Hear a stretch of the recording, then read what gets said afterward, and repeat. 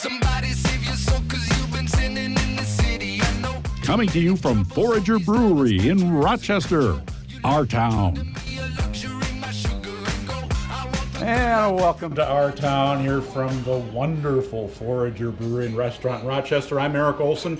Speaking of food, street food, it's a crazy hot trend, and Rochester is also taking a look at jumping on board.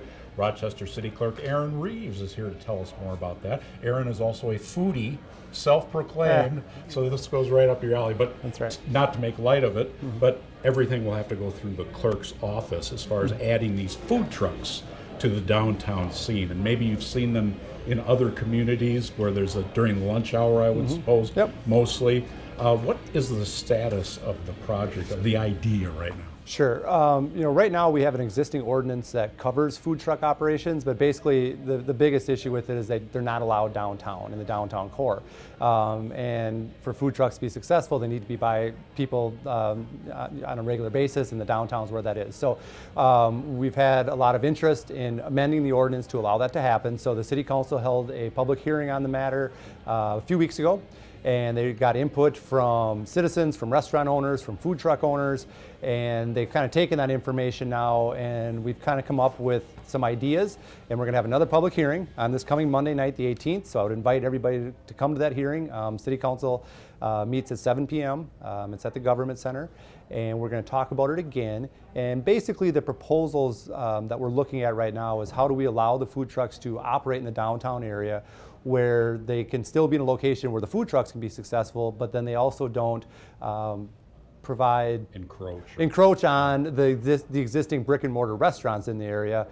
So what we've been looking at is kind of 150-foot radiuses around the restaurants to give that buffer zone where the food trucks do their business. Food trucks can do their business. And it's. But we were talking.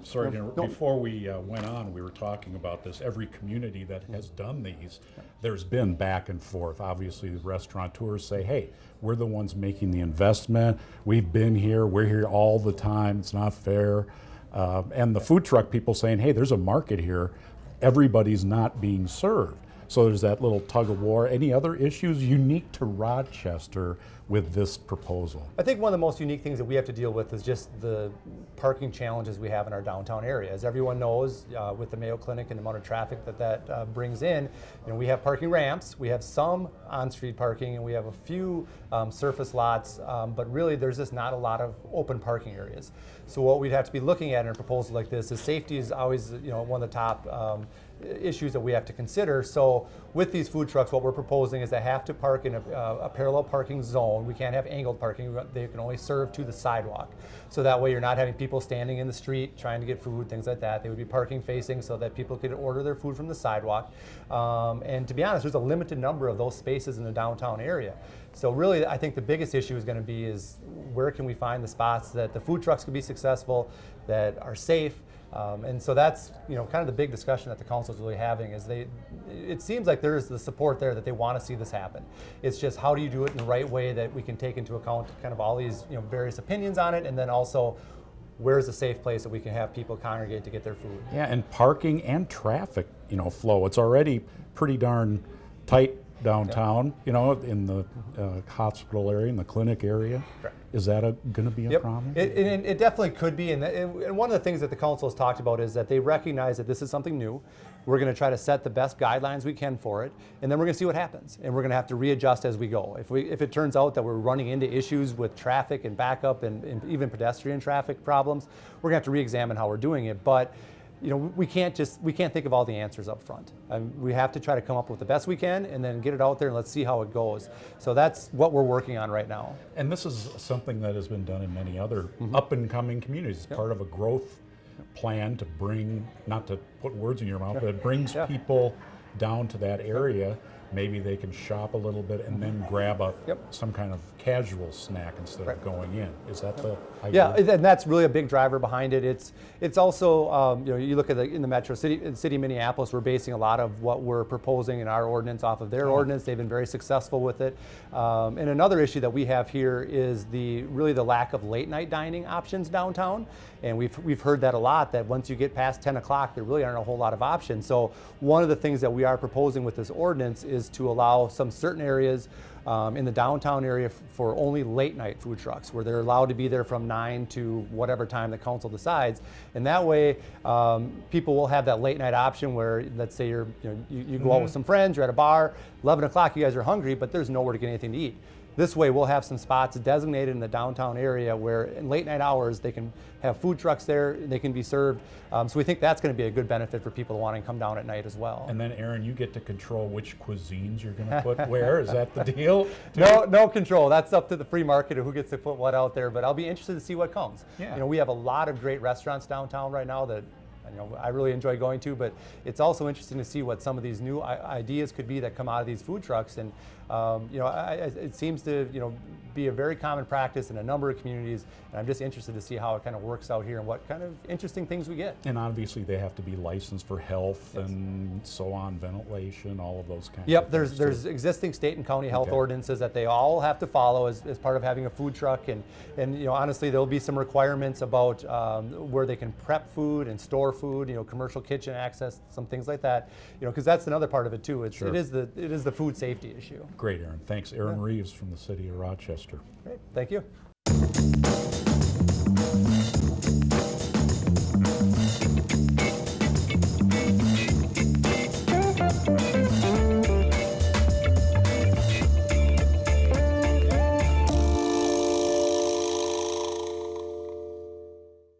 Our Town is brought to you in part by the following amazing people and organizations.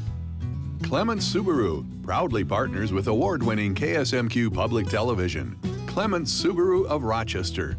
Clements' clear value promise is to make buying a car fast, fair, and simple. The University of Minnesota Rochester, an undergraduate health sciences university offering education designed to change tomorrow's healthcare. University of Minnesota Rochester, always in the heart of our community. And the members of KSMQ Public Television. Thank you. Food trucks. That makes me think of summer and all the great festivals and events in Rochester. Sometimes I indulge my guilty, I shouldn't be eating this, but those mini donuts smell so good treat. Now, stick around for more great stuff on Rochester. We talk transportation in our rundown, we investigate the post office in our walkabout, and we take off in a balloon in our past. But first, let's check out yoga and mindfulness in children in our town culture.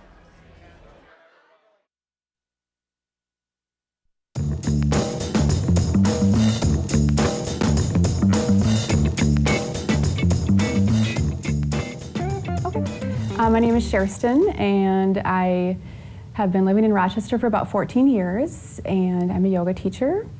I've been practicing yoga about 8 years, but I've been teaching for about 4 now. So, if you just want to sit without the blanket, we're going to start with mindfulness, just a mini mindfulness lesson. So we're going to interweave things today. So within a CC Heights mission, they do talk about creating a peaceful presence in the community and kind of building that into the community, not just up here. And so a lot of the yoga principles, of course, build on that. And so our lessons with the kids are on practicing peace, practicing generosity, gratitude, working hard. So a lot of the same ideas that they're also promoting. So it's a really nice fit. Yeah, so yoga is many different things. And I think people tend to think of yoga as just the postures that kind of more that we would practice in a gym setting here in the West more. So just kind of moving through the poses and the exercise part of it. But yoga is really much more multifaceted. There's 8 limbs of yoga, and so they include different ethical principles for living and breathing techniques, meditation, concentration, and the poses, of course, as well. And so if you were doing a well-rounded yoga practice, you would include a lot of those things. So the first time I thought about teaching kids yoga as well was pretty early on because, well, we have 2 kids and they were pretty young at the time, but I could see many ways it would be beneficial for them as well. And so right away, I would try to do things with the kids at home, different visualizations and just kind of make it fun. And they, for the most part, really liked it. And so it was something that I've been interested in for a while. All right, and now bring your knees up. Rock them to the other side. Take them to the other side. Good, so just a little twist in your low back here. Yeah, so some of the benefits for children would be, like one of the big one is kind of emotional balance and greater self-control and emotional regulation. Of course, they're gonna get stronger physically, more flexible, kind of the basics physically, better balance, but just being able to make wiser choices and bring more awareness into kind of their thought process and be able to step back and just kind of make a better choice with their behavior too. All right, so bring both feet to the floor. So stay on your back. We're gonna come into our bridge pose.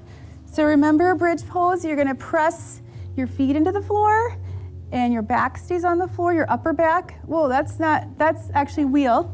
Well, when I'm working with kids, for sure, I want it to be fun and I want it to be something that they can really engage with and look forward to. So, you know, we have music, but I try to have a variety of things. So we'll often do sharing time, we'll have some games, we do things together in a group, but we also have our time on our mat where we're doing poses, because right now we're doing like 8 to 12-year-olds, so they're definitely old enough to be able to do a variety of poses and follow along for 20 minutes or so.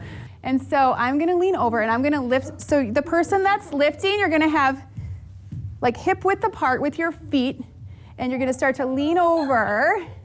Okay, so you're really long. Well, my passion or goal for this, I mean, I hope that we can create more or raise up children that have just a better presence, they're more self-aware, and through that, they know themselves and feel more connected to themselves and others, and are more compassionate and empathic, and can just kind of spread that into the school setting and the classroom and their home life and the community, hopefully. Oh, wonderful. So we get lots of time for relaxation today, and you should all have your blanket already.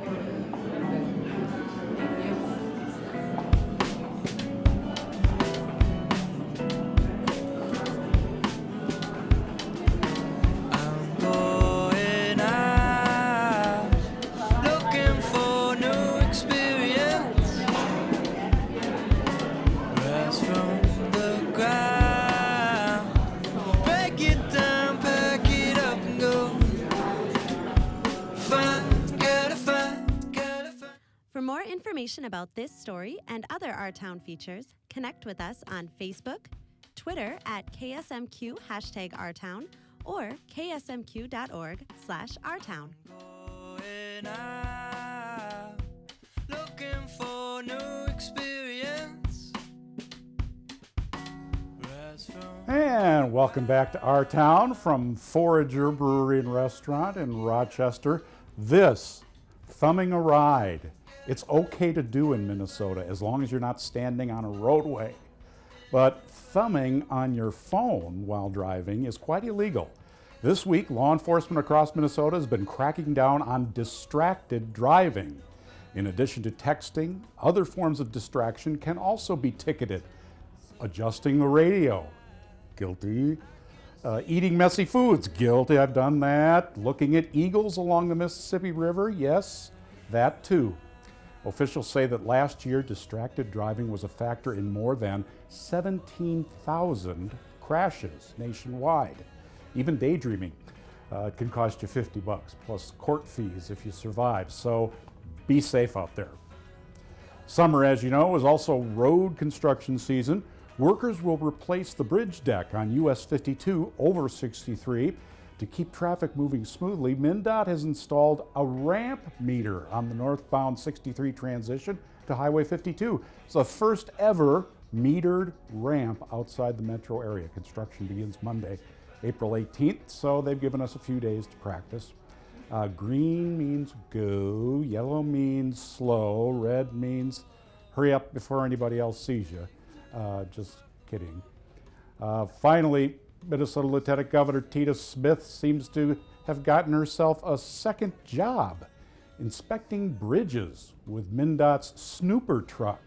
Smith joined MnDOT Commissioner Charles Zell to inspect a bridge over the Zumbro River. The truck has an articulating arm with a basket that allows workers to inspect the undersides of bridges. Wonder if it's anything like the undersides of tables. Do you use chewing gum, that kind of stuff under there? I hope not. That's it for our town rundown. Next, we snoop around the post office to see how they're going to handle tax day. And did you know you don't have to mail your returns until April 18th this year? What do you like?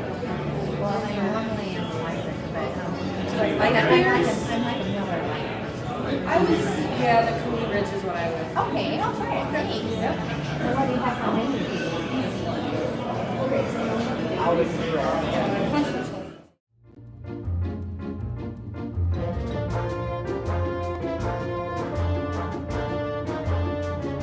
Jennifer Rogers here on Valley High Drive in Rochester at the post office. We are wondering what it is like on tax day. Let's take a look inside. Hi guys, I'm here with Joel Packer, the postmaster of Rochester. How are you? Fine, thank you. Okay, so tell me, why is tax day on April 18th this year? Tax day is on April 18th this year because Emancipation Day is on April 16th. Now that is a legal holiday in the District of Columbia. That falls on a Saturday this year, meaning they're going to recognize that on April 15th, therefore bumping tax day to April 18th. So what's tax day like around here this year? Not as busy as it used to be. We used to celebrate by accepting the returns all the way up till midnight on tax day.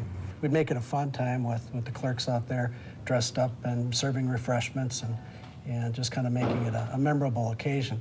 What's changed is now 80% of the people are filing online or using a tax product. People came to us looking for tax advice, which we couldn't give. We weren't able to give because we weren't accountants. But inevitably, we'd have people come in the last minute of the last day, come in with all their W-2s, spread them on our counter, and start doing their taxes out in the lobby. Kind of an end of an era, but we have other focuses now, such as our parcels with Amazon, and our parcel volume has more than doubled.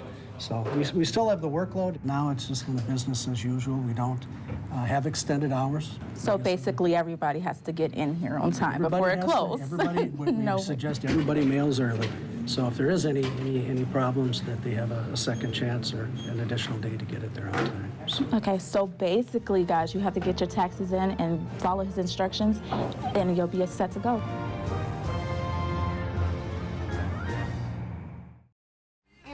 Do you have your big question ready? How would any institution give me a degree? You know, I mean, really. I didn't go to UMR, okay? We'll put it that way back in a moment.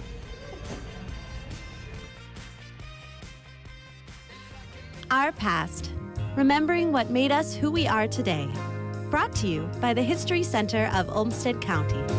During the summer of 1937, Rochester became the center of a scientific experiment when Dr. Jean Piccard, a Swiss-born balloonist, scientist, and engineer, tested his first-of-its-kind balloon craft here. In January 1937, Piccard suggested using multi-balloon crafts to increase altitudes.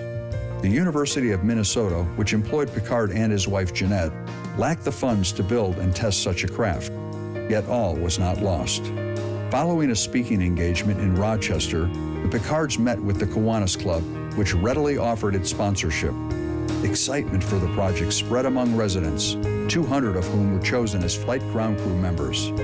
Thousands of spectators and a slew of media arrived at Soldiers Field on July 17th to witness history in the making. The moment of truth occurred at 12:07 a.m. when Piccard released the ropes tethering him to Earth. A successful landing several hours later in Lansing, Iowa, proved multi-balloon crafts were feasible for scientific investigations.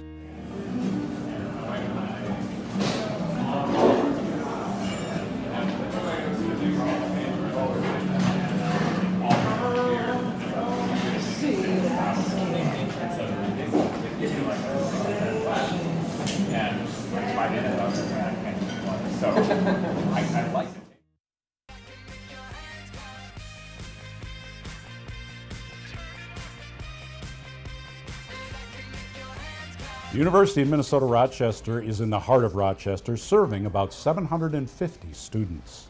Specializing in health sciences and biosciences education, Chancellor Stephen Lehmkuhle is here today to answer the big question, which is, what's the coolest job in healthcare? Welcome, Chancellor. Thank you. What's the coolest job? Right. You know, for me, it was be something that we have to be very passionate about, something that would fit into my talent and skills, and something that would align with my values of how I want to live my life. And if I could find something in that sweet spot, right, that would be the coolest job in the healthcare.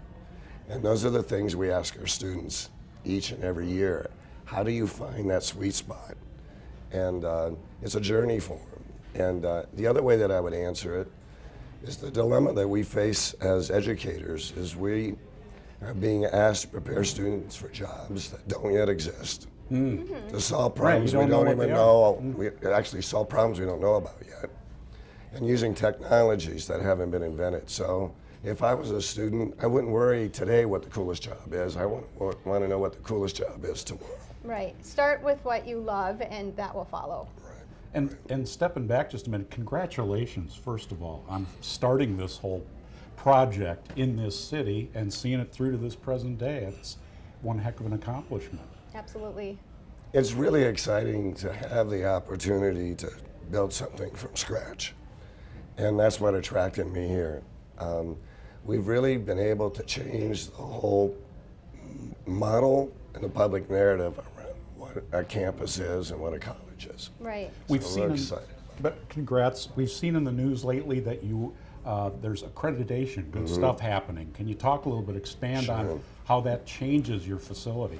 It doesn't really change anything, and quite honestly, getting accredited is really not newsworthy. It's only newsworthy if you don't get accredited, Right. and it's more inside baseball talk. But what I was thrilled about is that the accreditation body looked at the quality of our teaching and learning processes and made very good comments, outstanding comments about, and we got a 10-year accreditation without any qualifiers. So being a new campus and being able to do that is, in my mind, something worth bragging about. Well, and this school was a long time coming for Rochester, and much wanted and desired. My question is, it's primarily a health sciences school right now. Is it going to expand beyond that? As you look at the future of higher education, you're going to see that the major is becoming less and less important. Learning today is less about knowing and more about becoming, and you can add the verbs around becoming interculturally competent, becoming a critical thinker, becoming a good writer, becoming a team player, and you can add to that list. And the reason why that is that Department of Labor tells us that our graduates will change jobs 10 to 14 times before they reach the age 38. Isn't that incredible? I had heard that statistic. And so we have to really prepare them in a very different way. So it's learning how to learn? Learning, and that's the most important thing that we can do for our students is they have to take ownership of their own learning. So we've tried to build a model at UMR so that we do attract students who are wanting to be in the health sciences. And in fact, we attract students who are passionate about being in the health sciences, and it's often related to an experience that they had before they came to us. That passion gives them the resilience to be successful. We're hard at UMR. They're very much challenged, but they stick with us because this is a place they can live their passion. Right. And we have what we call a capstone. They actually have to design their own learning experience in the fourth year. So every student at the school Every student has to do this. So they tell us where they're going to study, what courses they're going to take, what's going to be your experience, and how that all fits together to get you where you want to go. So if you wanted to go into journalism, we've had students to go to the Twin Cities to take journalism courses in their fourth year. Given their health sciences background, they're going to want to pursue something in health journalism. We've had students go to law school. We've had students go to graduate programs in prosthetics. Of course, we have schools to go to medical, students go to medical school, physician assistant programs, healthcare administration. So it really is not so much about the degree, Right. as how you structure the learning experience. Right. What about brick and mortar? We've got about 30 seconds left. Expanding that. UMR is not a place, it's people. And so we are buying land so that we can create a community, because the best way for our students to become is to become part of the community. And so we're doing that now, and we want to continue to do that as we grow bigger. Okay, thank you. And thank you for coming in. I know that you're a little bit under the weather. Hope people can understand. Yeah. Thank you, Chancellor. Thank you. And I guess that wraps it up. It does. That's it for today. Show us what's happening in your part of Rochester. Send us a photo with a caption to rochester@ksmq.org. See you next time on Our Town.